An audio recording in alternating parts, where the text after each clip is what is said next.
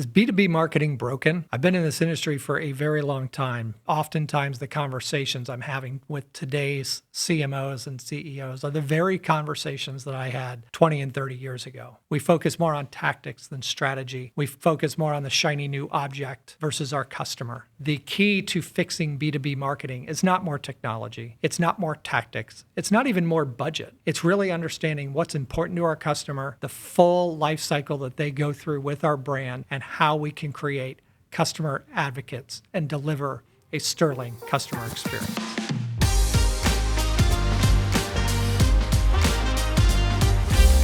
Hello, everyone. I'm Daisy McCarty, co-host of the Marketing Blender Show, and I have special guest Carlos Hidalgo with me today. Carlos is one of our fractional chief marketing officers here at the Marketing Blender, and today we're going to ask a very heartbreaking question.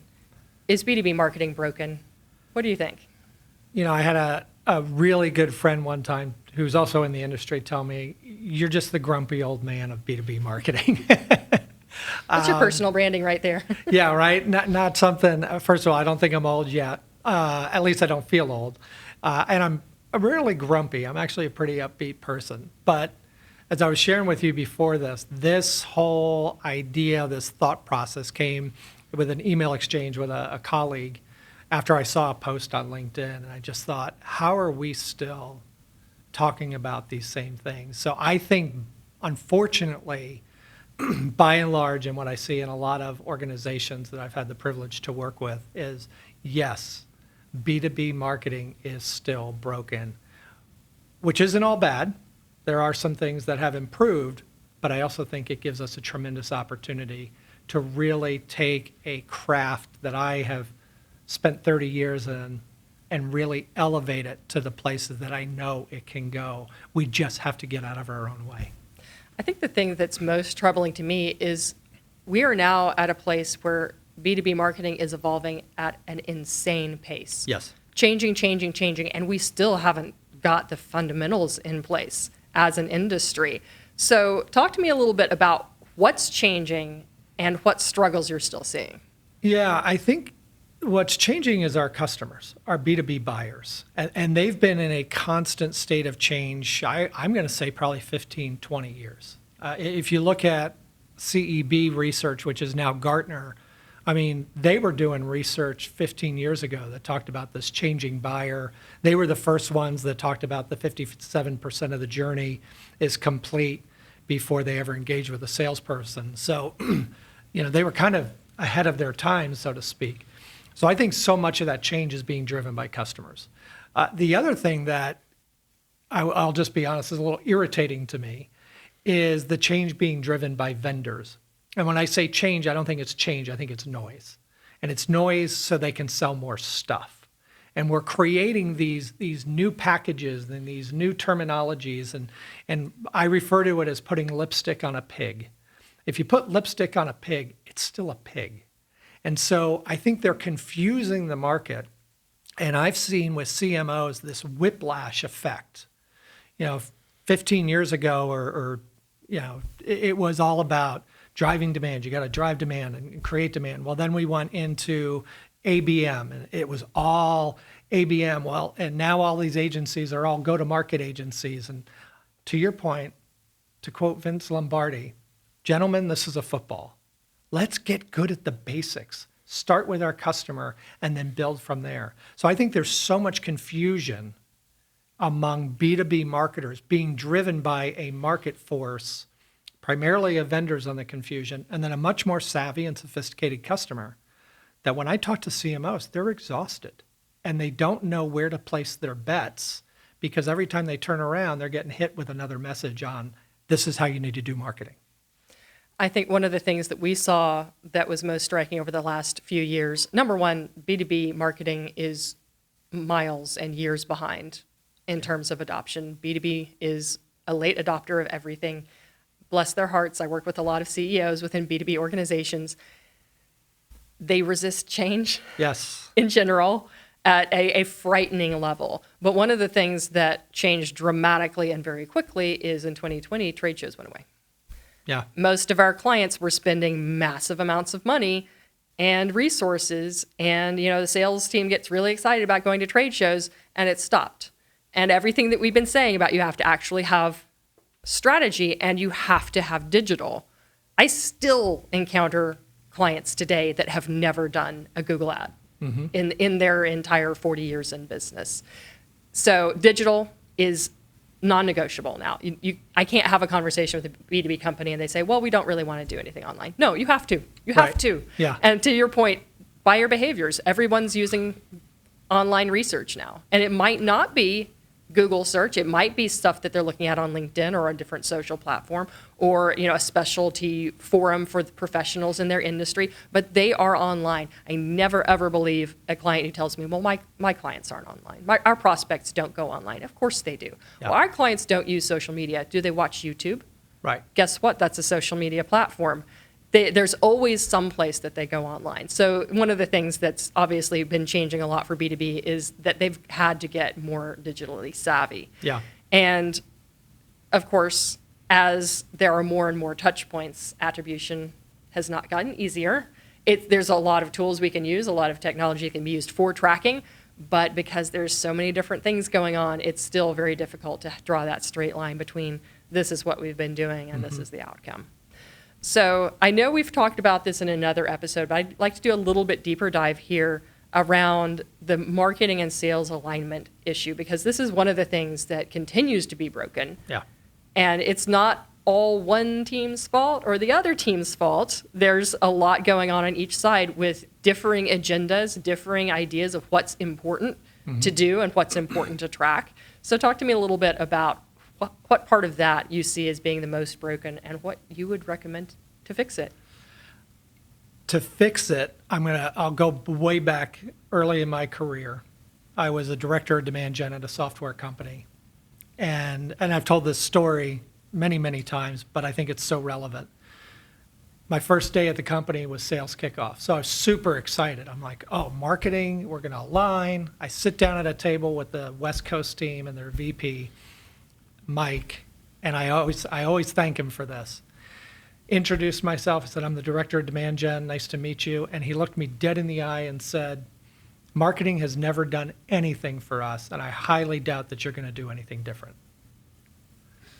I was like, okay, well, this is a talk about baptism by fire. My personality, though, was I'm determined to prove him wrong. So I did 30 days of just deep dive of what had marketing done and arrived at the conclusion that he was right. Marketing had done nothing for his team. So we were at another meeting, and it was Mike, his counterpart on the East, the other vice president, and myself as part of that meeting. And I just asked them, I said, hey, after the meetings, can we go to dinner? So 3 of us went to dinner. That turned into games of pool, which I'm horrible at pool. And I apologized. And I said, hey, Mike, and I recounted that story, and he was a little embarrassed. And I said, but you were right. And I said, so what can we do to fix this relationship? I said, because I'm brand new. I didn't do this, but on behalf of marketers everywhere, I'm sorry. I said, because you should expect more. That was a surprise to them because they had always expected a defense or a pushback and data of, oh, no, we bought all these leads for you. And right. really Impressions. Right, yeah, here's your yellow pages. These are your leads. It took us a year to really understand our customer, share that data with sales, and get them to say, yep, this is who we sell to put in place a strategy, all of these things that would create and help us generate demand.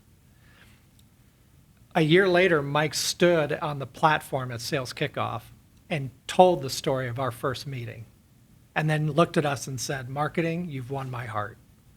And to me, I was like, oh my word, this is like, forget any award. That was for our team.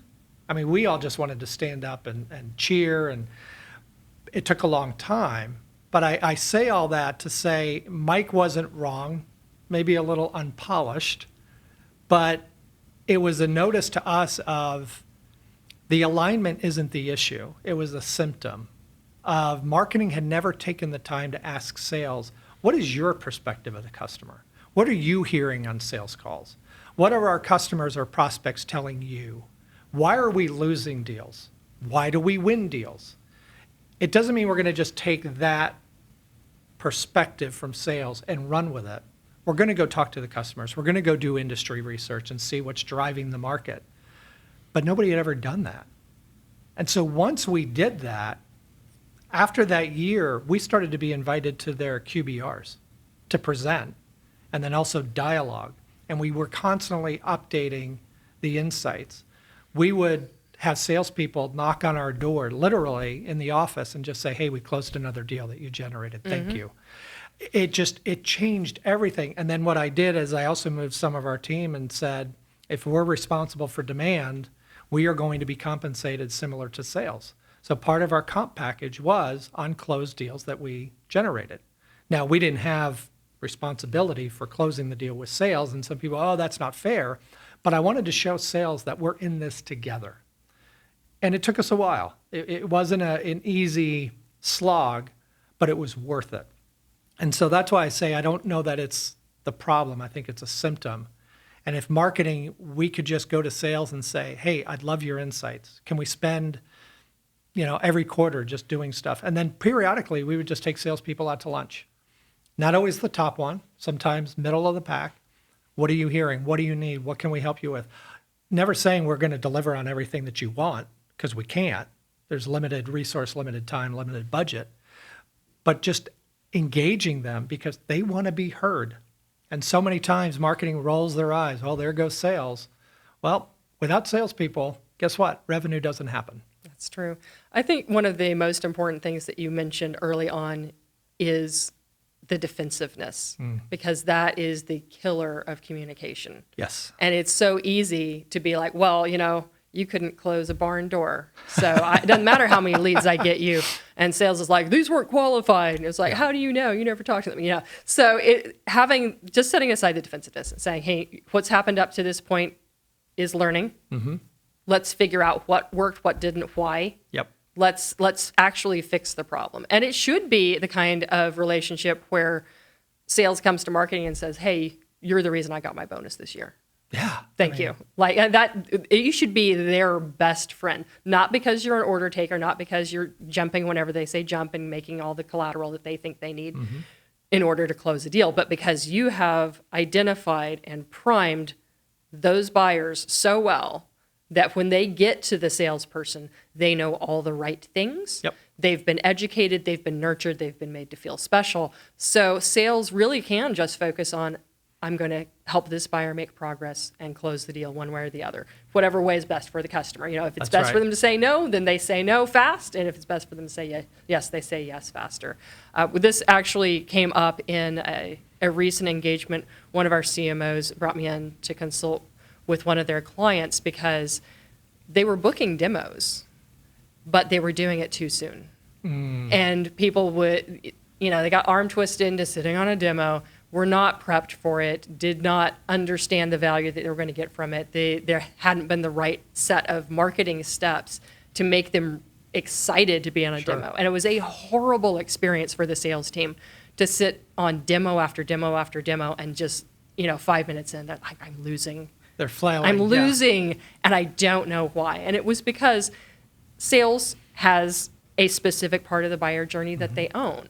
And they need to be invested in, am I giving marketing enough information? And is marketing giving me enough information so that by the time the prospect gets to me, it's a seamless transition from marketing into sales. So there's so much goodness that can happen when marketing and sales actually do align. And it's not an unsolvable problem as long as you start in the right order. So the first one is priorities. So if marketing and sales have priorities that are not aligned or that are directly opposed to each other, you're never going to get anywhere. Next one is process. So CRM usage is non-negotiable. Marketing and sales need to be using the same system to track what's happening with prospects through the funnel. And the right things need to be happening at the right time. We call this messaging choreography. Are you introducing the customer to the right concept at the right time instead of just jumping straight to a sales statement? And then you look at people. So do people have the right resources they need? Do they have the right education that they need? Do they have the right support that they need?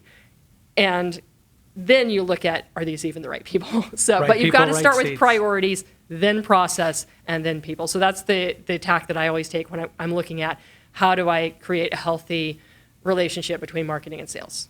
Yes. Very first thing is priorities. And on that process as well, back to your example of the demo happening too soon, that highlights understanding the journey a customer takes. Because then you can understand when should we be engaging that customer to sit in front of a demo. That helps your salespeople. It's also a better experience for your customer. It is. Nobody wants to be arm twisted to go sit on a demo and sit there and say, when is this thing going to be over? If they've done their job in understanding that journey of that customer, they will know when it's time. And of course, you're going to have those bluebirds that come in and immediately, because they've been doing their research anonymously, they come to your site and click, I want a demo. Okay, now the customer's shown you that, makes it a lot easier for salespeople. But to insert that too early in the process, it's kind of like, oh, they downloaded a case study. Let's get an SDR to call them. Right. They just, I use the example, maybe it's a bad example, but it's like you glance across the bar and you see somebody, and the next thing you know, you're proposing marriage. It's like, whoa, slow down. We just exchanged a glance. That's what we do from a marketing perspective. Oh, they got our ebook. Let's call them. Let's ask them to sit on a demo. No. Understand the journey and understand where that content, the message choreography, where does that fit in the journey, and what does that action mean? Doesn't necessarily mean intent. It just means they're interested in the ebook. They're interested in learning, in which case an appropriate next step would be they're on the website, they just downloaded it, here comes the chat bot. Here's a related article about this. Yes. All it's offering them is the thing that has value to the prospect at that time, which is obviously it's education. It's the thing they're trying to learn about. So yeah, I completely agree with that. Let's talk a little bit about the challenge of the shiny object. So old versus the new. How is this impacting the ability of B2B marketing to actually work well? This is one that makes my teeth hurt. I've had people say, you shouldn't care about this. And when you've done something for 30 years, it's been a good career. It's been a really good, I've enjoyed it. And I see so many, primarily coming from vendors, talking about, well, the old playbook versus the new playbook. Well, as I look at the old playbook, it's just a set of really bad practices that organizations have done for years. Back to the question, is B2B marketing broken? It's not an old playbook. It's a set of bad tactics that, quite frankly, 20 years ago, we were talking about, why are you doing this? This isn't right. You shouldn't be, you don't design a strategy around a single tactic. And then part of that is we're reframing or renaming things. So I was reading a post about somebody posted about event-led growth. So I responded and I said, can you give me more detail? This was a while ago, so I don't remember all the intimate details of the conversation online. Well, they started to list down. Well, it's more focused in a region and in relation with sales. And so I said, well, you're talking about field marketing. Well, no, it's event-led growth. And I said, well, it sure sounds like field marketing. And so this whole thing to me is causing confusion because we have a lot of marketers who are just coming into the trade and they've got their degree or they've only got 3-4 years experience. So they're seeing this and it's like, ooh, squirrel. So they're chasing that. And then you have CMOs who are being told, well, if you're not doing it this way, and I was part of a LinkedIn discussion 2 days ago from a really incredibly talented CMO. And she said, I'm so tired of people telling me that if I'm not doing ABM, I'm doing it wrong. She said, not every company is ready for ABM, and not every audience is ready for ABM. And I was like, thank you for saying this, because I say it, and it's, oh, well, you're on the vendor side. This was a CMO saying it, is stop the nonsense. Every organization's different. Every organization's unique. Sometimes you'll have an organization, I've had clients where there's one audience segment where you've got an 18-month sales cycle. There's another audience segment where the sales cycle's 7 days. Why would I do ABM for a 7-day sales cycle? Doesn't make sense. So this whole old versus new, we've talked about this in a previous episode. Foundational. Understand your customer and then determine the path to take. So when I read the old versus new, or this is dead, direct mail's dead, we've used direct mail really effectively on behalf of our clients, especially to garner attention and to create engagement. It depends on what channels your customers prefer and what content they prefer. So old versus new, it just is a bugaboo of mine. It drives me crazy. And the reason it drives me crazy is I think we're muddying the waters for organizations that are really trying to do this well. And it's that whiplash effect. Are you a CEO of a business-to-business company? Maybe you're a sales leader or a salesperson, or maybe you're in business-to-business marketing.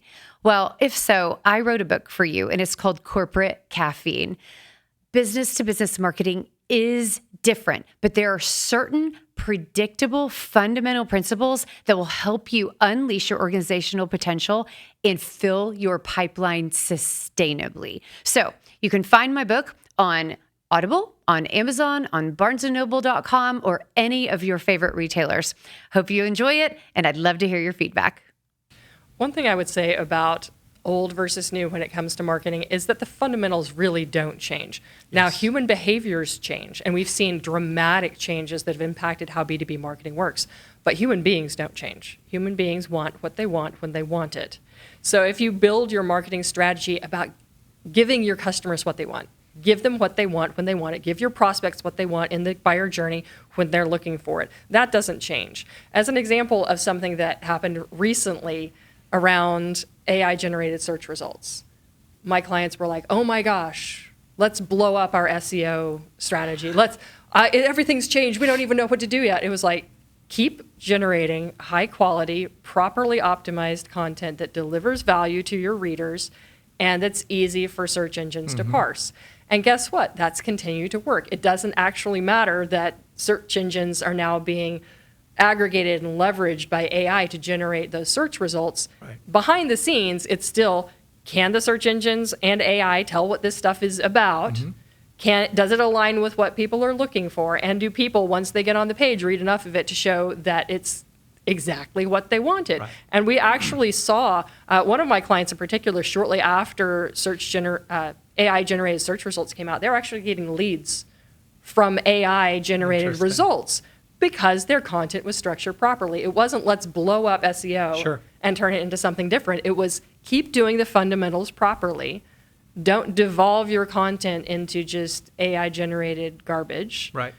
Add in more subject matter expertise, add in more quotes from customers, add in Google reviews, add in all the things that show the authority of your content, because that's what's going to rise to the top. And it's always been the best practice. It's just become more important as technology has changed. Yeah, I completely agree with you. And I think you bring such a good point. The fundamentals aren't going to change. And if we're not good on the fundamentals, how can we expect to be good at anything else? And if we're changing our strategy, and I had a conversation with a CEO. He said, I wish my CMO would pick a lane and stay in it. Because he said every 6 months it's changing. And you can't really gain any momentum in 6 months. So take the time to do the strategy piece, the fundamentals well, and then build off that. Now, will some of your tactics change? Sure, but that's based on your customer. Yes. Right? And there will be things in the industry that may happen that do create a sudden need or a sudden urgency for your customers. But that's part of that ongoing insight collection, understanding the world of your customer's customer. And if you can do that effectively, a fundamental thing, you'll be more successful. Speaking of customers, what is your view on the role a CMO should play in customer experience and the impact on growth? Yeah, I think in the absence of a chief customer officer, the CMO should own it. And I know I get pushback from that sometimes is, oh, well, that's, the CMO should own some of it, or then sales. And when I say own it, I'm not saying they're going to be, the ones that drive everything, because customer experience is an organizational mandate. So even people in HR and finance, and I know we talk a lot about employee branding. So customer experience starts with employee experience. And if I don't have a good employee experience, how can I expect my employees to go take care of my customer? But in the absence of a chief customer officer, the reason I believe the CMO needs to own that is because of how customers have evolved. It used to be if I want something, I call a salesperson. Well, now, we now know, and we've discussed in previous episodes, so much of that customer journey, both before, from brand engagement to first purchase, and after, marketing is so deeply involved. Digital channels, creating content, measuring satisfaction, all those types of things. It makes sense that marketing should be the driver of that and work with across these organizations. And as far as how that drives growth, there's scads of research out there that shows customers will pay a premium for a good experience. And you said something in just previously about people don't change.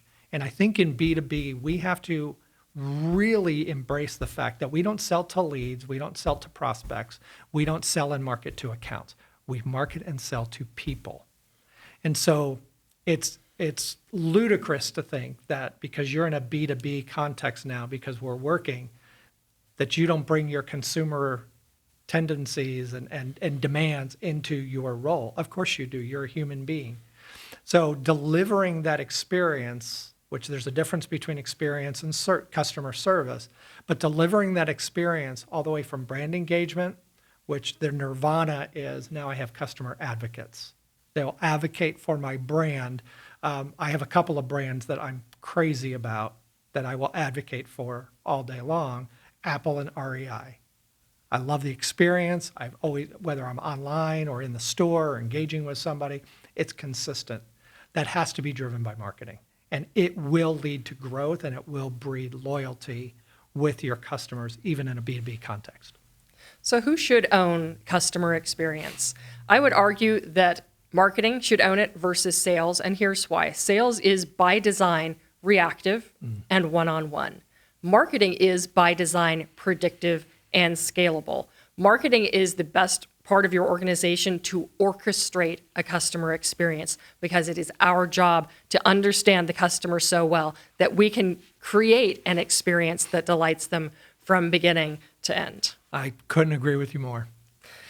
All right, so let's talk a little bit about the elephant in the room, which is AI, the impact of AI, and speaking to rapid change, this is disrupting every marketing agency and every marketing department across the globe. Is it making marketing better, or is it creating just an easy button that gives people an easy way out of focusing on value and quality?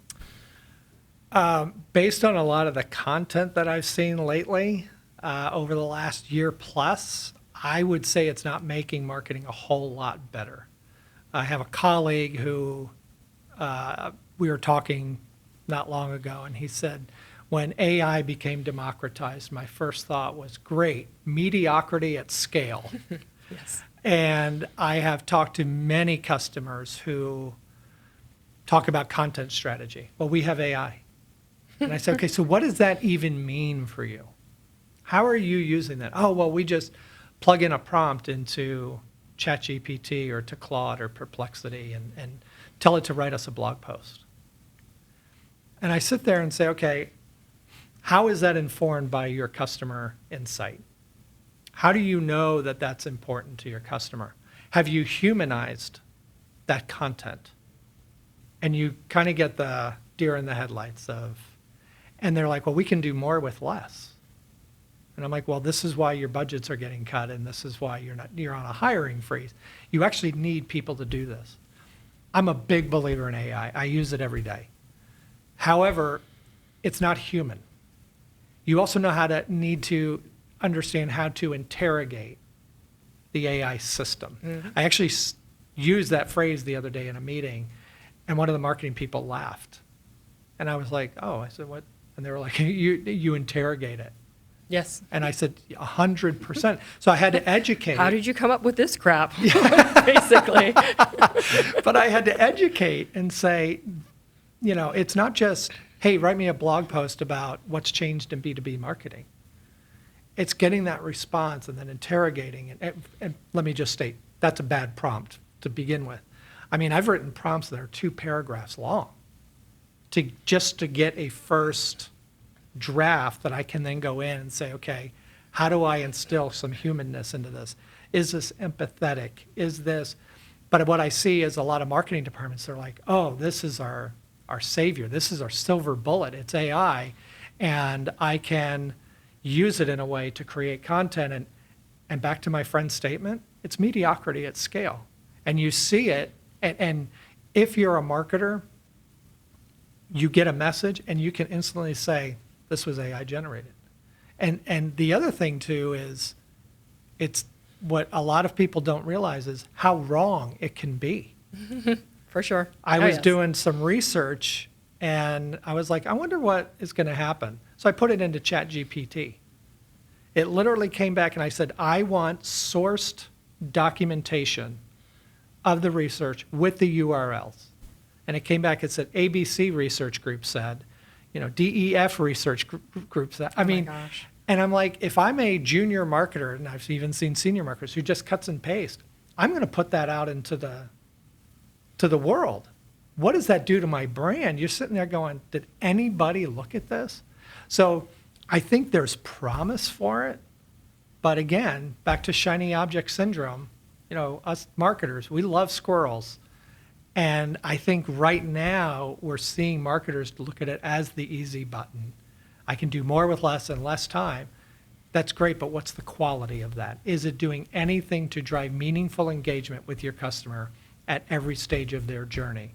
I would say most marketing departments are not using it in that way effectively. I would agree with that. I would say that we actually did an episode recently on AI. So go watch the episode with Sina about all the tools that he's using. He's got some great ones for marketers to actually up-level the quality of what's going out the door, which is what AI should be doing. Mm-hmm. If it's just making things faster, but it's not making things better, you need to really take a closer look at what is your content strategy. So I'm going to share with the audience my take on using AI for content. I'm a big believer in the B2B space of that you should be building flagship content. And this should be where you're putting your human research, your insights, your expertise. You should be building such amazing high-value flagship content that everyone in your target market wants to have it, needs to have it, will refer to it, will quote it in their own social media, in their own content. It needs to be extremely high value. You need to invest the time and the resources to do that. Then you use AI to slice and dice that into 100 different pieces of content because you're feeding it something that's incredibly high quality that you've put the human hours into building. And then you can use AI to generate video from it and to generate social media content and to generate checklists and tools and templates and all of the other things that help you make the most out of that flagship content. But what I see marketing departments doing is I'm just going to feed a bunch of prompts in and I'm going to have this disjointed batch of stuff that seems like it might have something to do with my brand or my business or what customers might want, and there's no cohesive strategy behind it. So start with your flagship content and use AI to help you make the most of it. I love that because budgets are limited, and that whole idea of create once, and then multiply across multiple channels. So effective, and that is a great use case for AI. Absolutely. So since we're talking about content, give me your take on the current state of content marketing. I'm sure it's bleak. I have, I'm always amazed. I love the Content Marketing Institute's content study that comes out every year. I kind of nerd out on it, do a lot of deep dive into it.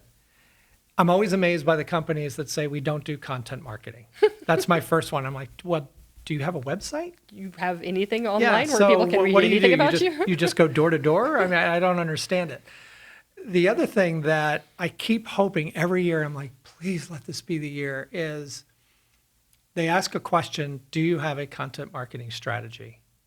And I'm trying to go from memory, but it says yes, no, and then I think it's yes and it's documented, or no, or no, we don't have, or yes and it's documented, or yes but it's not documented. I'm always amazed by the people who say yes, but it's not documented.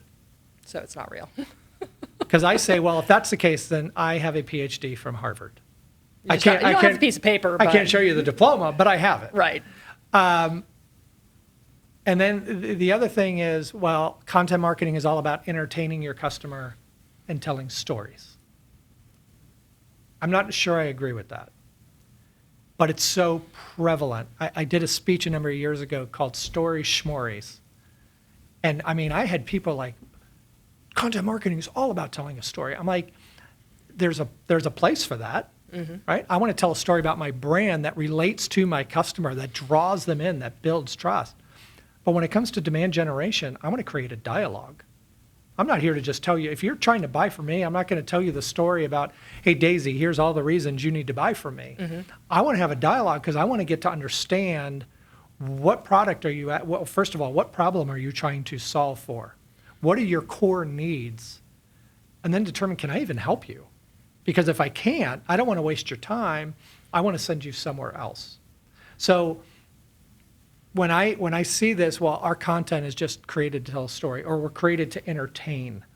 There's sometimes when I'm in a buying process, I'm not worried about being entertained.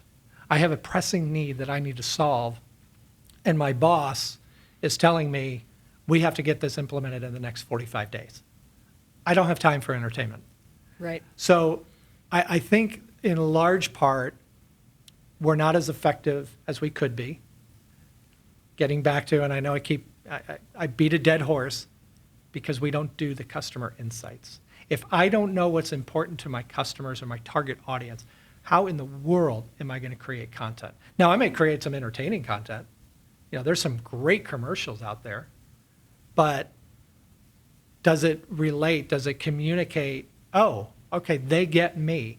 One of the best pieces of content I've ever seen, and I use it when I speak, it's a commercial that Honda did back in 2013. And they put it on YouTube. It's about a minute long, and it's just called You. And there's music, it's emotive, and it says, we know you. And they show all of these different scenarios of people in their car. They show an executive, she's in her garage finishing a conference call before she goes into her family. They show, they said sometimes we know that you're forgetful, and they show a car taking off with a coffee cup on top of the car. All of these different scenarios that as humans we can relate to. It made me want to go buy a Honda. And I didn't even need a car. But I thought this is such a perfect picture of a company that took the time to get to know their target audience and then built content around that. That's successful content. Did it entertain me? No, it didn't entertain me. It moved me the first time I saw it because there's a scene of a son walking out of a diner with his elderly dad with his arm. So it was emotive. It drew you in. And I'm like, this is what content needs to be, but it has to align. We talk about message choreography. It has to align to the customer at their stage in the journey. I agree with that.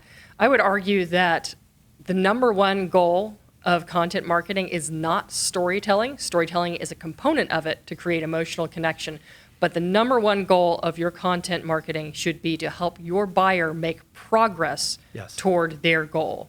So every step along the journey, every piece of content that's created, if that does not help your buyer make progress, and sometimes progress looks like building trust, creating rapport, creating a sense of safety in making a decision. And sometimes it's very tactical and practical. I need to understand what feature this has and what it doesn't, so I know if it meets my RFP needs. Every piece of your content marketing should be putting yourself in the buyer's seat and saying, what am I trying to accomplish to make progress toward a decision? And we need to get away from this idea that all content's created for conversion, to your point. How do I measure conversion on trust?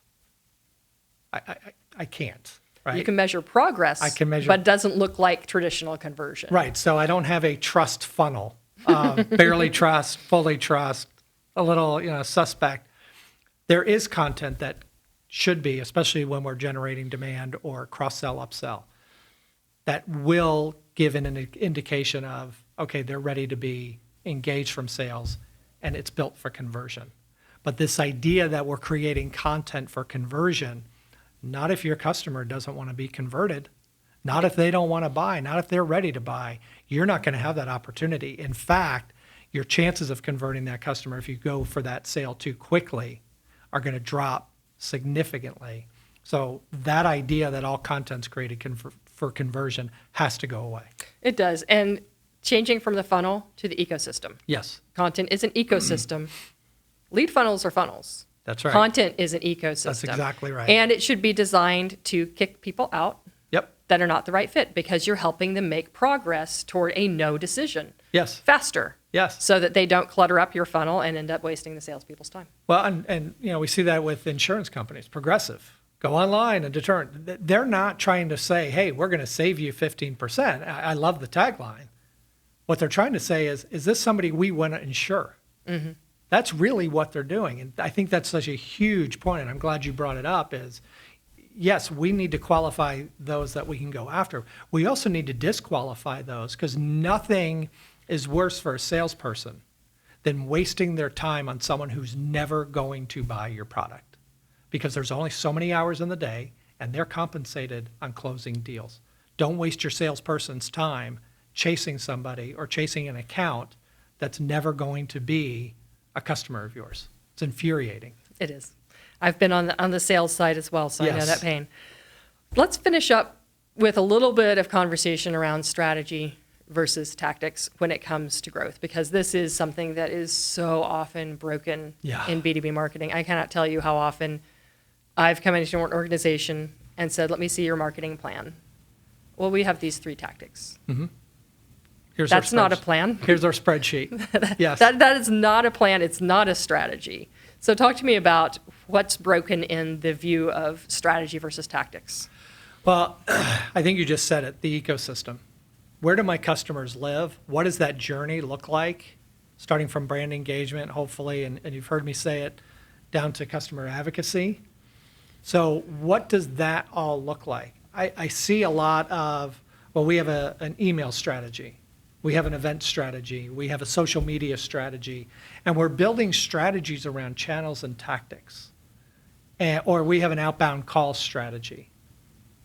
Take that multi-channel approach and say, how do I use all of these tactics to engage my customer at the stage that they're at in their journey?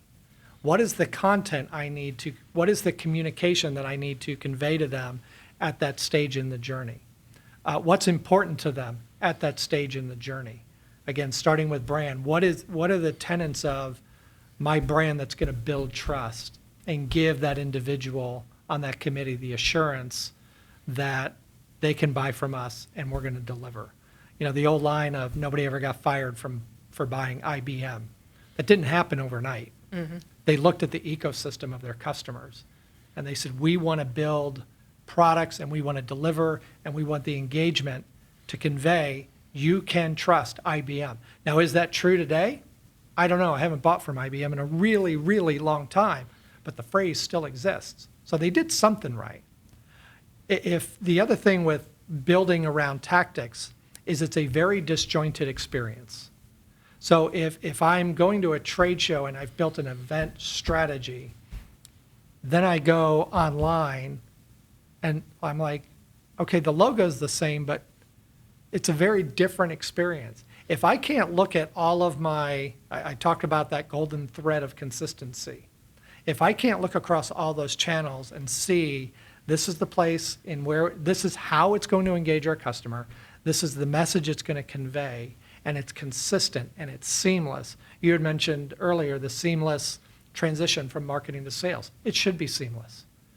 Digital to human interaction. It should be seamless. It should be consistent. It shouldn't be very disjointed. When you focus on tactics instead of strategy, it's very disjointed and it delivers a really bad experience for your customer. I'd like to point out one thing that we do differently here at Blender that gives us the ability to always start with strategy. And that's, honestly, it's our revenue intake conversation. Mm-hmm. We don't start with, what do you think your customers want?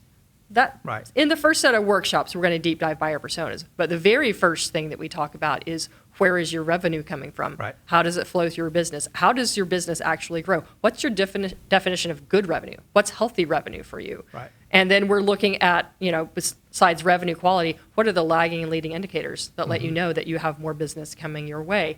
And then we look at where's the top opportunity to directly impact your revenue, which is often much lower in the sales funnel than people think it's going to be. It's not always top of funnel. Sometimes it's just you need to rewarm your existing database because you Yeah. have 30 deals that you could potentially still close. We're going to start with what's the closest point to revenue. We're going to build our strategy around what's going to drive the kind of growth that you want, not Yes. what's going to make you feel like you're doing enough stuff. Exactly right. I think it's so, and again, I think a lot of CMOs, they don't know where their revenue's coming from. They're being tasked with growth. They're being told you're a growth driver for our organization. Well, how can you do that effectively if you don't know where the revenue is coming from? I talked to a CMO last week. I said, what's your growth projection for 2025? I have no idea. I was like, hang up right now and go find that information, because you don't even know how to budget effectively if you don't know what the growth projection is and where that growth is supposed to come from. Is it all net new? Is it retention? Is it cross-sell, upsell? They had no clue. So literally flying blind. How do you design a strategy around that? I would say another question that I often ask CEOs that they can't answer is, how do you know if you're losing customers? Sure. And they're like, I should probably figure that out. I'm like, yeah, you probably should, Yeah. because guess what? It costs 5 times more to get revenue out of a new customer than it does to get revenue out of an existing customer. So if you want to have a profitable business, we need to be having a conversation about how do you stop losing customers. Absolutely. And what I see organizations, and I don't think anybody's consciously doing that, but then they say, well, we're focused on net new. Well, they start to gain net new and they go, well, we're winning market share. No, you're not, because for every net new customer, 3 are leaving. So you're actually losing that market share. So for me, when I'm working with a CMO and they say, well, where should I start? My whole first thing is start with your current customers. To your point, how many deals are in that system that could be reactivated and closed? They've already had a conversation. They've already got to a point where there's some familiarity.